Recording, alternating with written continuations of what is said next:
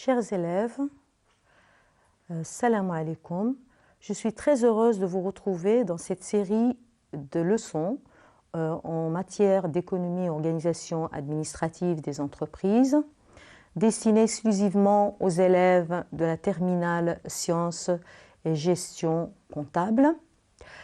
Au terme de cette 5e leçon, je vais vous faire un tout petit rappel. Nous avons débuté avec 2 leçons sur l'approvisionnement. Nous avons examiné essentiellement 2 grands volets, à savoir la fonction achat et la fonction gestion de stock. Puis, nous avons vu précédemment comment on organise la production dans le cadre de la leçon production. Aujourd'hui, nous allons nous attaquer à la suite de cette leçon sur la production, à savoir les facteurs de production. Je vous rappelle que cette leçon a été vue quand même en 2 matières différentes, en économie générale, mais aussi en organisation d'entreprise en première année. Dans le cadre de cette leçon, on va donner un petit peu plus de détails et on va s'attacher à une notion très très importante, à savoir la notion de productivité. Alors, reprenons ou rappelons ces facteurs de production. A priori, on commence d'abord par le facteur travail. Facteur travail qui ne peut être à la fois que manuel et intellectuel. Seulement, on le sait très bien, et ça vous l'avez vu aussi en première année, que le travail peut être à contenance intellectuelle plus que manuelle, des fois, selon la nature d'activité et la formation de la personne, et comme il peut être à contenance plus manuelle qu'intellectuelle. Par ailleurs, le deuxième facteur, à savoir le facteur capital, qui se subdivise en 2 facteurs de production, capital technique circulant, ou ce que nous appelons habituellement les intrants, ou encore en anglais les inputs, c'est-à-dire les consommations intermédiaires, tout ce qui entre dans le processus de production. Et rappelons-le, ce qui entre dans le processus de production, c'est ces moyens de production qui restent dans l'entreprise moins d'1 an. Alors, nous pouvons bien sûr distinguer tout ce qu'on appelle les matières premières, donc ce qui sera transformé dans le processus de production, ou encore les éléments achetés auprès des fournisseurs et qui vont faire partie intégrante du bien qu'on va produire, comme par exemple les pneus achetés par les constructeurs de voitures et qui pour le constructeur de voitures reste une consommation intermédiaire, ou encore carrément des produits qui vont disparaître dans le processus de production tels que l'énergie. Ensuite, nous avons le fameux capital technique fixe, à savoir ce que vous avez appelé en première année les biens d'équipement. Et c'est tout un ensemble de biens qui restent dans l'entreprise plus d'1 année. Donc nous avons par exemple les machines, les bâtiments, le mobilier, etc. La combinaison de ces 3 facteurs de production va nous permettre de réaliser notre production, c'est-à-dire des biens qui peuvent être matériels ou immatériels et que nous appellerons les services. Ces biens et ces services seront destinés à être vendus sur le marché, bien sûr, moyennant un bénéfice pour l'entreprise, et c'est pour cela qu'on parle, rappelez-vous, de biens marchands, pour bien les distinguer, comme vous l'avez fait en première année, des biens non marchands qui, eux, sont fournis par les administrations. Maintenant, la question importante pour l'entreprise est la suivante. Comment combiner ces facteurs de production en étant efficace, c'est-à-dire en minimisant les coûts et en respectant les normes de qualité? Eh bien, comme nous l'avons vu,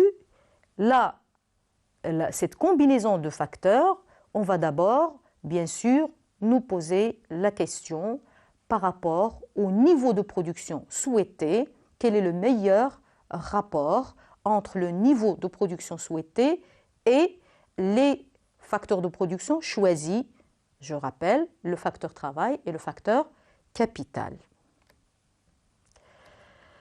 Donc, revenons à cette notion de production, de productivité. La productivité, c'est quoi en définitive? C'est le rapport entre la production obtenue dans un processus de production et les facteurs de production nécessaires à la réalisation de cette production. Mais on ne va pas s'en tenir à cela.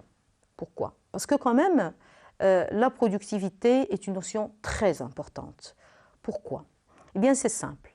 Dans le cadre de l'ouverture des économies, de la mondialisation, les entreprises se battent sur deux choses.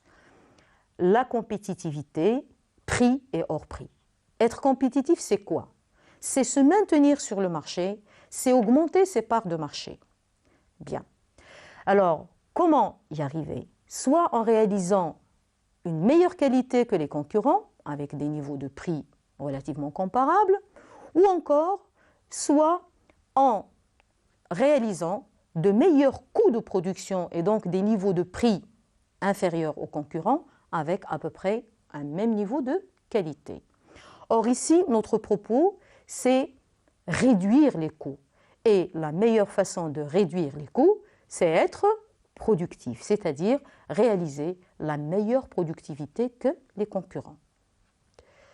Alors, pour bien comprendre cette notion de productivité, eh bien, on va passer par un certain nombre de calculs à travers un exemple très simplifié. Alors, prenons l'exemple d'une menuiserie qui produit 250 000 portes par an avec 25 employés et un capital fixe d'une valeur totale de 100 000 dirhams. Donc, nous avons ici la quantité produite, 250 000 portes, le premier facteur de production, donc le personnel, 25 employés, et le deuxième facteur de production, évalué en milliers de dirhams, le capital technique fixe. Calculons la productivité d'abord du facteur travail. Productivité aussi appelée physique ou encore rendement. Alors, c'est donc, si j'en reviens au calcul, la quantité produite, 250 000 portes, divisée par le nombre de salariés, soit 10 000 portes par salarié en moyenne au courant de l'année. Alors évidemment, si on a le même nombre de salariés, j'imagine, parce que ça relève un petit peu de l'arbitraire, mais supposons qu'on a un concurrent qui a exactement le même nombre de salariés, eh bien, s'il réalise 12 000 portes en moyenne par an, avec le même nombre de salariés, eh bien, ça veut dire quoi? Ça veut dire simplement qu'il est beaucoup plus productif que nous. Et la question qui se pose ici, c'est pourquoi? Alors, avant de répondre à cette question, on va déjà procéder à un certain nombre de calculs pour montrer que, en fait, la productivité se calcule de différentes manières, mais il y a une manière qui est beaucoup plus significative que les autres. Continuons alors. Calculons la productivité du deuxième facteur, à savoir le facteur capital. Ça nous fera donc 250 000 portes divisées par 100 000 dirhams investis dans le capital technique fixe, soit 25 portes par dirham investi. Autrement dit, chaque dirham qu'on a investi en capital technique fixe, c'est-à-dire en machines, en usines, etc., va nous permettre de réaliser en moyenne 25 portes par an.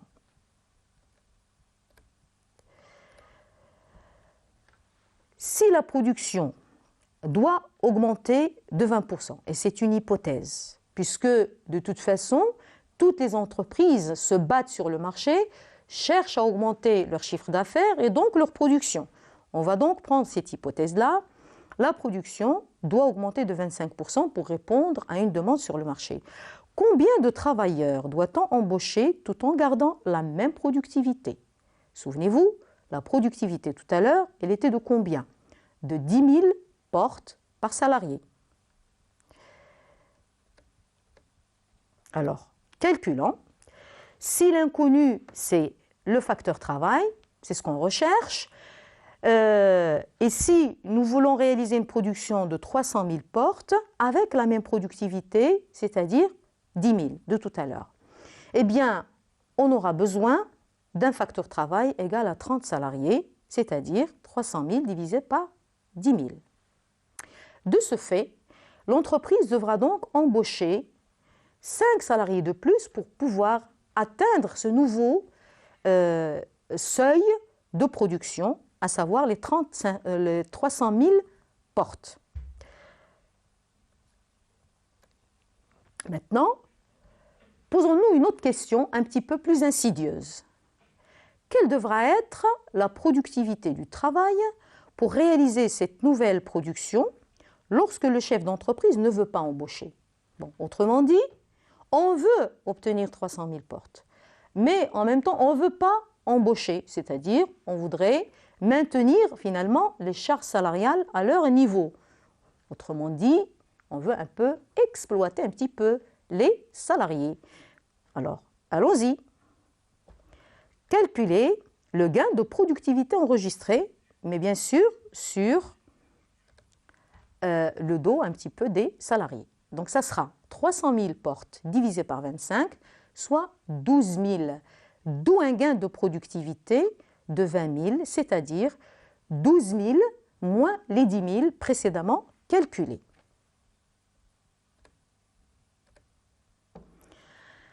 Question importante. Comment cette nouvelle productivité pourra-t-elle être obtenue? Déduisez-en une lacune de cette méthode de calcul de la productivité du travail par effectif. Autrement dit, on essaiera, à travers cet exemple, de voir que le fait de diviser la production physique réalisée par le nombre de salariés n'est pas suffisante pour faire des comparaisons avec les concurrents de façon significative. Alors, procédons au calcul. Si cette entreprise doit réaliser la même productivité, c'est-à-dire 12 000 portes par salarié, elle peut obtenir ce résultat avec une production totale de 250 000 portes, c'est-à-dire avec moins de salariés. 250 000 divisé par 12 000, ça nous donne en fait 20,83, soit 21 salariés. Autrement dit, si je veux maintenir la même productivité sans me soucier du niveau de production, eh bien, je peux effectivement utiliser moins de salariés et avoir le même niveau de productivité. Donc, ce n'est pas significatif. Le fait de dire réaliser 12 000 portes par salarié et l'autre entreprise voisine réalise 13 000 portes, automatiquement, le concurrent est plus efficace que moi. Ça ne veut rien dire. Cela dépend du niveau de production réalisé. Donc, il faut chercher un autre élément qui va me permettre de faire des comparaisons qui soient plus significatives. Alors, donc, je continue sur mon exemple. Le fait d'employer moins de salariés me permet d'avoir la même productivité que mon voisin, bien entendu. Il faudra donc raisonner en termes de temps, pas seulement en termes de nombre de salariés. Donc, ce qui est plus significatif, ça serait le temps nécessaire pour la réalisation de la production et non pas le nombre de salariés uniquement. Alors, d'où on va revenir un petit peu à cette notion de productivité physique. Donc, pour récapituler, la productivité physique peut être calculée, comme nous l'avons fait dans l'exemple de départ, par salarié ou par employé, ou encore par horaire, c'est-à-dire par temps nécessaire à la production, ce qui est d'ailleurs plus parlant et plus significatif.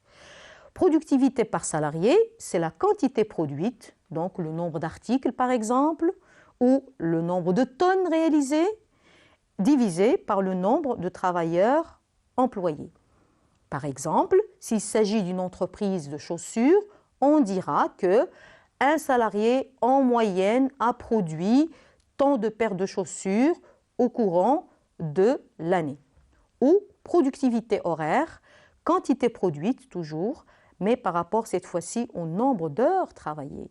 C'est-à-dire, je dirais, et ça sera plus efficace pour la comparaison, je dirais, au lieu de dire tant de paires de chaussures par employé, je dirais plutôt tant de paires de chaussures, mais par heure de travail réalisée par salarié au courant de l'année.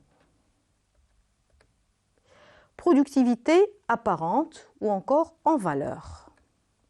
On peut également déterminer la productivité d'une autre manière, d'ailleurs c'est la manière la plus utilisée dans les cas réels, à savoir le rapport entre la valeur ajoutée et l'effectif employé.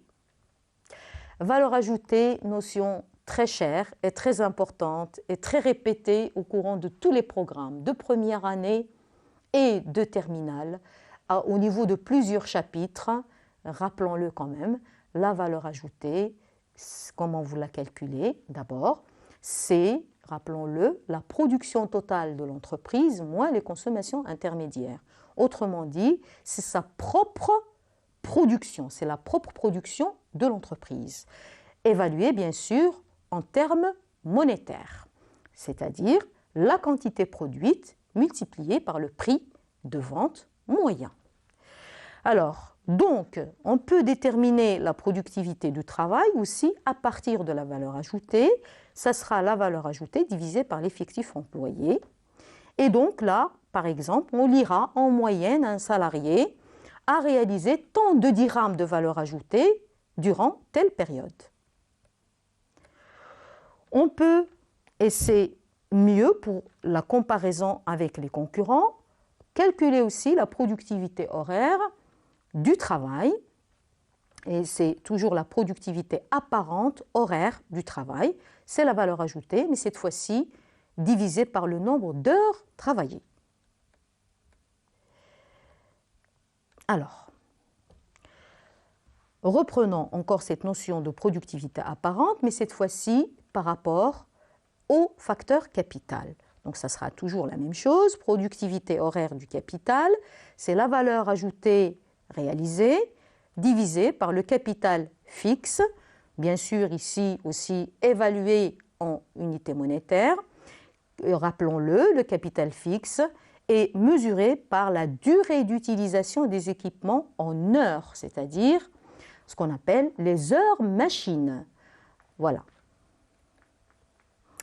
Alors maintenant, question importante, si je fais mieux, et ça sera tant mieux pour moi en tant qu'entreprise que mes concurrents, d'où proviennent ces gains de productivité? Ou encore, dans le pire des cas, si mes concurrents font mieux que moi, on va se poser la question, comment est-ce qu'ils peuvent obtenir de meilleurs gains de productivité? Alors, premièrement, et surtout aujourd'hui, une des sources de gains de productivité, c'est l'amélioration du capital humain. Alors, quand on dit amélioration du capital humain, ça peut vouloir dire beaucoup de choses. Premièrement, ça peut provenir évidemment de l'amélioration des compétences, du savoir et du savoir-faire du personnel. Alors évidemment, ça nécessite la formation, ça nécessite les stages, ça nécite le management de l'équipe, ça nécessite beaucoup de choses. Et donc, ça nécessite un coût, c'est évident. Ensuite, on peut parler d'implication du personnel. L'implication du personnel ou sa motivation aussi nécessite la façon d'organiser le travail au sein de l'entreprise. Deuxième source de gain de productivité, l'amélioration des infrastructures. Ça permet évidemment, de réduire certains coûts, tels que, par exemple, les coûts de transport, etc., de la logistique. Progrès technique incorporé dans le capital fixe. Eh bien, évidemment, en utilisant un matériel beaucoup plus performant, beaucoup plus rapide, qui respecte les normes de qualité, on va gagner en termes de productivité. La recherche, elle nous permet deux choses à la fois, lancer carrément de nouveaux produits ou utiliser de meilleurs procédés de production. L'impact maintenant de cette productivité, eh bien, elle a un impact important à la fois sur l'augmentation de la production par tête ou par habitant, sur l'amélioration du niveau de vie, puisque les gains de productivité se traduisent aussi par des primes de productivité, et l'élargissement de la gamme des produits disponibles sur le marché, donc la diversité des biens et des services offerts, et surtout, ça se traduit aussi par ce qu'on appelle un cercle vertueux au sein de l'entreprise, baisse de la durée du travail et donc amélioration des conditions de travail et donc meilleure productivité. Chers élèves, pour le plaisir de vous voir la fois prochaine, dans le cadre d'une nouvelle leçon, le financement ou la fonction financière, eh bien, en attendant, j'espère que vous serez assez sage pour reprendre toutes les notions que je viens de voir et que ce plaisir que je viens d'avoir en vous annonçant cette leçon est partagé. Au revoir, à très bientôt.